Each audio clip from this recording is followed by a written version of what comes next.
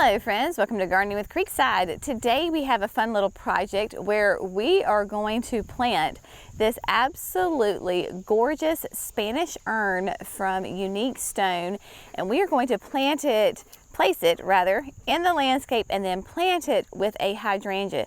I have told you in numerous occasions that you can absolutely choose the right hydrangea and put it in a container and leave it there for years. I've always said pick the biggest container that your space will allow, because that means the bigger the pot, the bigger the container, the more soil it can handle and hold, and the longer your hydrangea will stay in that container and be extremely happy. So to give you a little bit of perspective of where we are, there's Brenna. I know a lot of you have commented that you've missed her in the last couple of videos, so she is here today and quite frisky. We are right here on one of the entrance beds that you can see is way down there. This is the row of limelight hydrangeas with the Miss Violet butterfly bushes that we planted last year. And then here we have the Invincible rubies that I transplanted in early spring that were up at the patio. Several of you have asked how they are doing. For their first year being in the ground down here, just being transplanted, 6 months ago, I'm very happy with them. They are not on irrigation, so whatever water they receive is from the good Lord, so they are doing really well. There are 5 of them. For every success, you have a little struggle. So clearly, can you see this one is struggling? It is still alive. The great thing about the Invincibles is they bloom on new growth, so I can prune this one pretty severe and it will bounce back come next spring. Where we are going to put the Spanish urn is right around where Brenna was, in this area right here. The Spanish urn, I have just looked at this thing and just been like, man, I would love to have this one, because it is on the back cover of the Unique Stone catalog. It is quite large. It is very impressive. It is simple in its decoration, shall we say, but just an absolute gorgeous container. This is the Ancient Age. I had to think for a second which color this was. Ancient Age, and it is going to look absolutely fantastic right here. Now, the reason that we have chosen this spot for the urn is because it is so huge and you will see it from a far distance off, so it will make quite an impression and look really good. We can easily see it from the front porch, and then people coming into the nursery, you will be able to see it from there as well. Now, what hydrangea are we going to plant in the Spanish urn? Well, we are going to plant a Tuff Stuff. I have talked about Tuff Stuff several times. My mama has these in her yard and they have performed fantastically well. Tuff Stuff is a reblooming mountain hydrangea. It is in that Serrata family. It will do a beautiful lace cap bloom. I have a couple of old ones that you can probably see right here. It is hardy in zones 5 to 9. It will be a 3x3 at mature size. It is, the color of the blooms are pH dependent. So if I were to put this in the ground, it would be more in that blue to purple family. However, I'm going to be putting it in a container, so it may have a different pH level than what would be naturally. So it could turn out to be a little pink. We will just find out. It does bloom on both old and new growth, so it is best not to prune this whatsoever, except in the spring once you have complete flushed out foliage and you see that you maybe have some dead stems, then you can prune that. You may notice that this hydrangea has black spots on its leaves. This is something that we deal with. It is just very common here in the South. It is a fungal leaf spot. A fungal leaf spot that is really common. It is because of our hot, humid weather. This fungus is just naturally occurring here. You will even find it on trees. So for example, right beside of us is an oak tree and it has it as well. It really shows up this time of year, late summer going into fall. And once at this point, there's really nothing that we can do for it. It is not going to kill the plant. It just makes it look really unsightly. The best time to prevent this is in the springtime, where you're going to use a fungicide that treats that leaf spot. You can Google, fungicides that treat leaf spot on hydrangeas. And there are lots of different name brands that you can use to prevent this. You will just need to follow the manufacturer's directions on how to use it. But this is a case of prevention is key. You can't really react to it at this point. You will notice though that the new leaves that are popping out do not have it. So if you want to, you could selectively come through here and pinch off these guys and allow the new growth to show. I would not go crazy. I would not strip the plant. This would be something very slowly that you would do. Because this is a fungus, you don't want to reintroduce it back into other parts of your garden. So don't compost it, just throw it into your trash. But that is something that you could do. Like you could easily come right here and you could just snap the leaf off just like that and then throw it into your trash can. So without further ado, Jerry and I are going to move this beautiful beast of a Spanish urn into place, get it nice and leveled, and then we will start planting.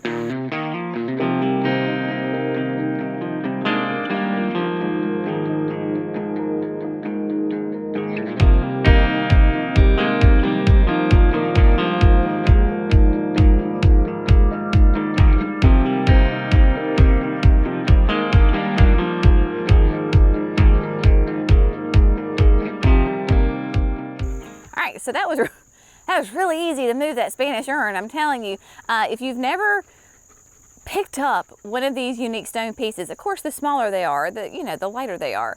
The Spanish urn, I don't know their exact weight on it. I'd have to look that up. But yeah, it is heavy. You're not just going to pick that up by one person and throw it in the back of your truck. Quite stout and will last us. This pot will probably outlive me. But I love how it looks right here. It is going to be such a beautiful statement piece. Another thing about the Tuff Stuff that I forgot to tell you is that it is listed as sun to shade. But when you are in more of a warmer climate like us, it's going to need afternoon shade. So the sun comes up here, it rises, and then goes behind these trees. It will still get that 5 hours, I would say, of direct sun, especially since we pulled it more forward in the flower bed. So it is going to get lots of good sun and then a break in the afternoon. This will not, currently it's not going to be on irrigation. At some point later we may decide to stick a drip tube in there. So how I'm going to plant it is the same way that I've always told you to plant your containers. We are going to put a really high quality compost in the bottom, then a really, again, high quality potting soil in the top. Get that sweet little hydrangea out of her container. Use the biotone, and then once she is in, we will top dress with compost. And I am going to go ahead and top dress the very tippy top with some of the mulch, because if you go to Proven Winner's website and you look up a plant, like whatever plant that it is that you're getting ready to add to your garden. So if you go to provenwinners.com, I put in Tuff Stuff and just read about it really well. And if you go to the bottom, a lot of times they'll have like growing tips, and it will tell you how to maintain the plant, especially if it's it's a shrub or a perennial. They will tell you how to maintain it, and then they recommend putting that nice shredded mulch on top to top dress. So that's what we're going to do. So without further ado, I'm going to do exactly what I just told you and get this Tuff Stuff into the Spanish urn.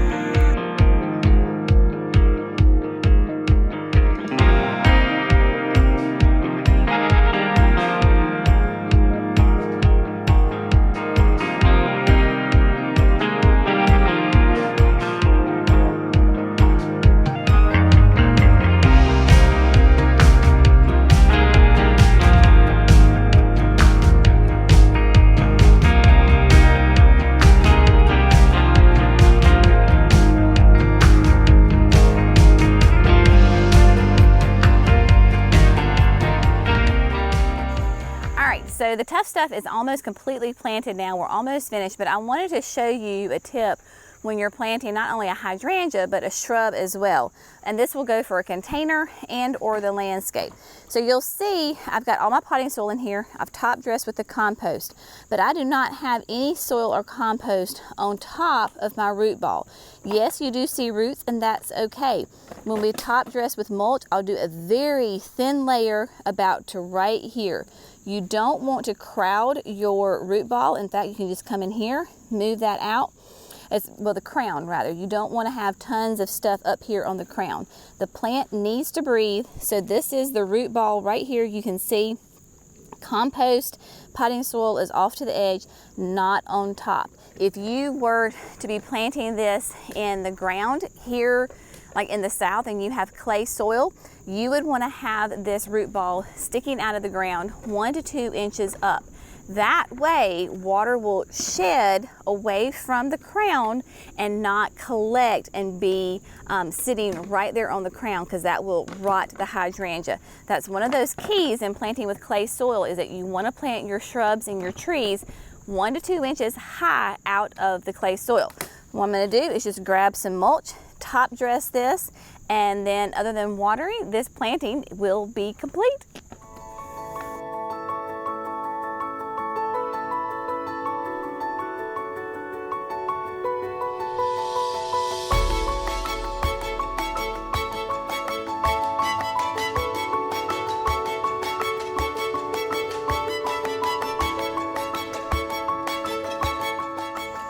Okay friends, the Spanish Urn with the Tuff Stuff hydrangea has been successfully planted and watered, and now we just sit back and enjoy her and let her grow.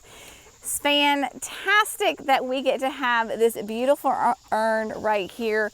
It will be cold hardy for us. I don't have to worry about it cracking or any of those kinds of things. I can leave it out for multiple years.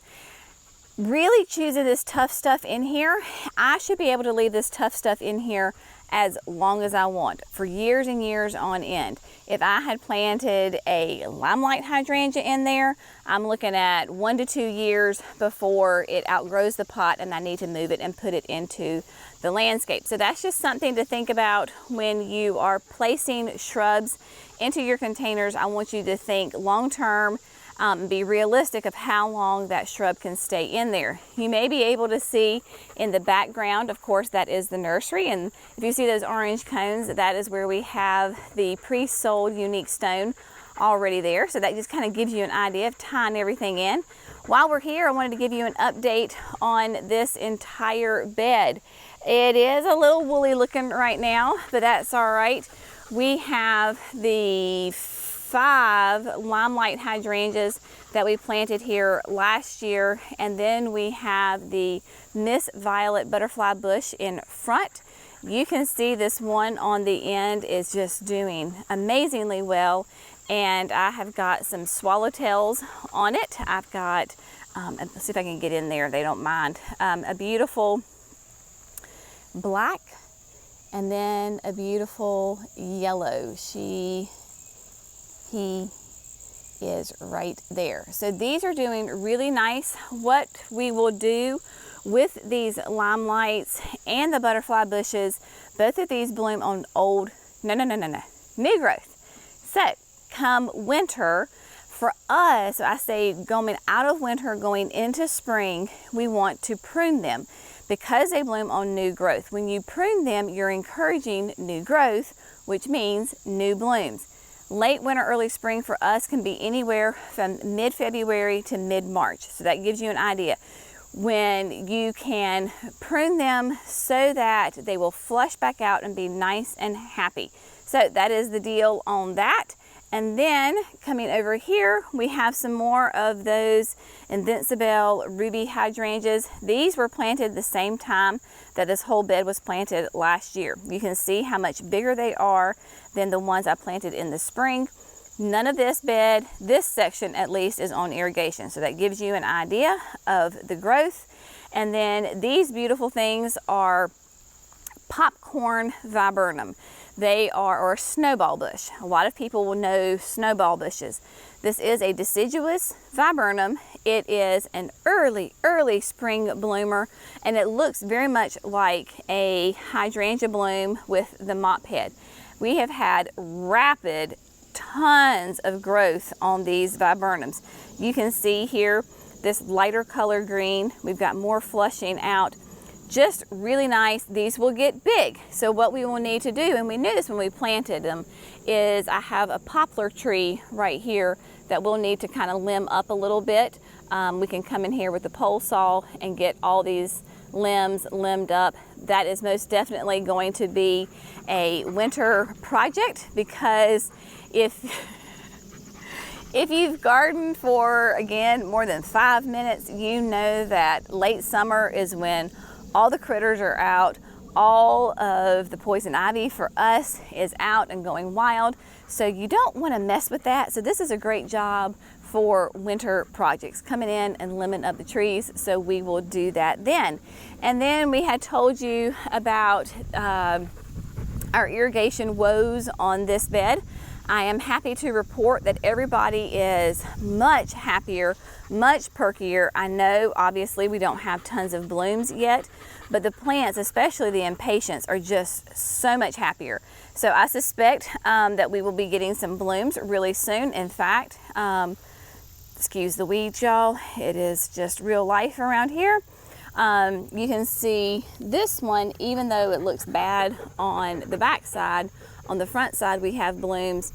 And then this sweet little thing with the morning glory vine coming in is has got new buds all over it. So I think we're going to be okay.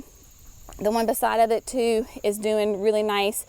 So even though it's not anything like its neighbor just right across the way, it is coming along and it will be fine overall. So project complete on today's list, so we can mark that one off.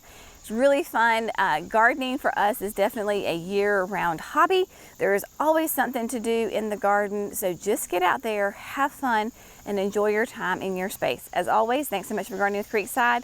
Y'all have a great day. We'll see you in the next video. Bye, friends.